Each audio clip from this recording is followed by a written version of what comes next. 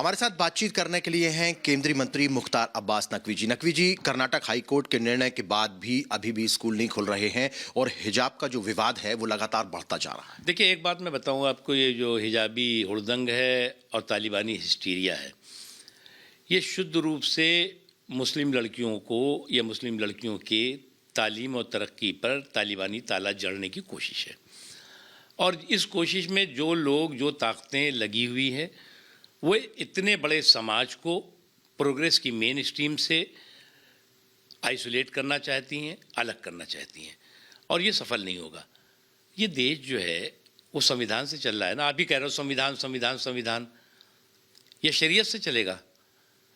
और संविधान से चलेगा तो आपको अगर किसी इंस्टीट्यूशन में है तो उसकी अपनी स्वतंत्रता है, जहाँ आपकी स्वतंत्रता है तो उनकी भी स्वतंत्रता है ना। और उसके साथ साथ आपके अधिकार भी हैं और कर्तव्य भी हैं संविधान में। केवल अधिकार के भरोसे आप अपनी बात कहते रहेंगे और कर्तव्य की बात नहीं करेंगे तो ये नहीं चलेगा। जानबूझ करके समाज के एक बड़े वर्ग को आइसोलेट, मुझे तो कभी कभी लगता है कि कांग्रेस पार्टी अपनी बदहाली का बदला ले रही है, क्योंकि उसको लगता था कि हम जो है वो तुष्टीकरण करके, सेकुलर बन करके और दिखाएंगे और हम वोटों का अपहरण करते रहेंगे। अब इनका सुपड़ा साफ हो चुका है, अब जो है ये बदहाल हो चुके हैं, तो अपनी बदहाली का बदला ले रहे हैं और फिर से जो है वो शगुफेबाजी शुरू कर दी। आपने देखा कि यूनिफॉर्म पर पहले मिस इन्फॉर्म करने का काम किसने किया? कांग्रेस ने किया। उसके बाद वो बात है कि कांग्रेस के सुर में सुर मिलाते हुए पाकिस्तान ने पाखंडी प्रोपेगेंडा किया। उसके बाद यही कांग्रेस पार्टी कोर्ट पहुँच जाती है, कोर्ट के फैसले का इंतज़ार करे बगैर जो है वो पीछे से जो है वो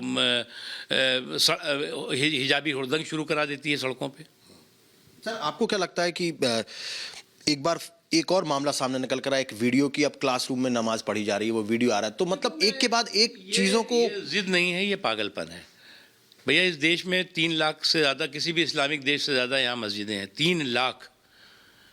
उसके अलावा जो है, और हमारे सहयोगी भी इस खबर पर हमारे साथ जुड़े, अनेरी जो बेंगलुरु से हमारे साथ जुड़े हैं, और साथ ही विवेक भी जुड़े हुए, उनका भी रुख करेंगे। लेकिन सबसे पहले अनेरी आपके पास आएंगे। अनेरी, आखिर हिजाब का मामला क्यों इतना तूल पकड़ता जा रहा है? हिजाब बहुत पहले से था, लेकिन चुनाव के वक्त आखिर क्यों?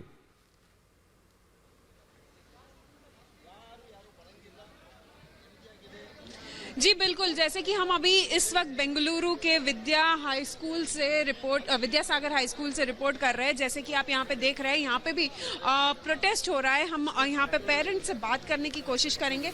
तो भाई साहब, आप बताइए कि यहाँ पे हुआ क्या है आखिर? मैडम इधर बात कर रहे हैं, बड़े जिम्मेदार लोग हैं, बात कर रहे हैं। भैया, यहाँ पे हुआ क्या है? देखिए, यहाँ पे ऐसे एक बच्ची को एक टीचर ने कुछ अनुशब्द बात कही है, इसीलिए इस बात को लेकर यहाँ के गांव के लोकल हमारे जितने भी पेरेंट्स हैं, उन सब घर के पास आके, स्कूल के पास आकर खड़े थे कि ऐसा क्यों बोलती है टीचर बोल के। इसीलिए यहाँ के इंस्पेक्टर जो है वो इंक्वायरी कर रहे हैं, क्या बोले हैं, किधर बोले हैं, इंक्वायरी कर रहे हैं। ऐसा तो कोई हिजाब का मसला नहीं है।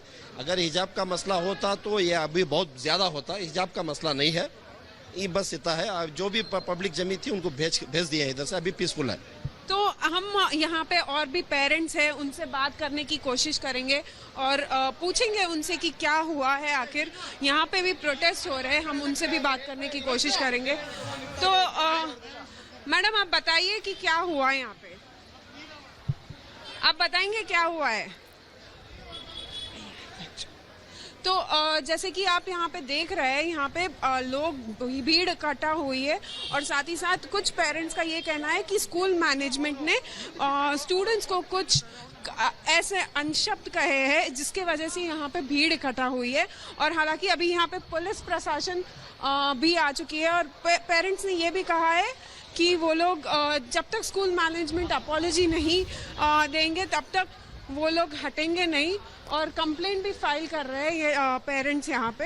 हालांकि जैसे कि हम देख रहे हैं पिछले कुछ दिनों में कर्नाटक में हिजाब के लिए काफ़ी इशू हो रहा है। कर्नाटक हाईकोर्ट में भी अब सोमवार को सुनवाई होनी है, तो अब हम देखना। बिल्कुल अनेरी, हालांकि लोग यहाँ कुछ बोलने से बच रहे हैं, लेकिन इस मामले को में जब विवाद सामने आता है तो खुलकर सामने आते हैं। मृदुल के पास चलते हैं, लखनऊ में मौजूद है मृदुल, हिजाब का जो मुद्दा है कर्नाटक से उठा पूरे देश में फैल गया, क्योंकि उत्तर प्रदेश में चुनाव है और यहां चुनावी मुद्दा भी बनाया जा रहा है, जबकि हिजाब बहुत पहले से कल्चर में है, लेकिन स्कूल में ऐसा मामला सामने नहीं आया। क्या इसका असर उत्तर प्रदेश के चुनाव में भी पड़ेगा?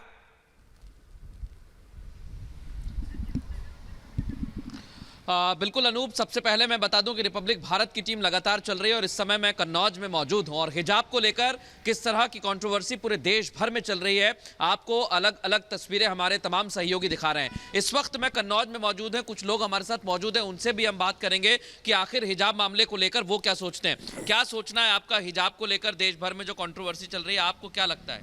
नहीं, हिजाब को सर यह है कि मतलब हिजाब को उसके धर्म के मामले में नहीं जोड़ा जाए और हिजाब जो है ये शिक्षा अलग हो गई। शिक्षा और हिजाब से बहुत बड़ा कंप्रोमाइज़ है।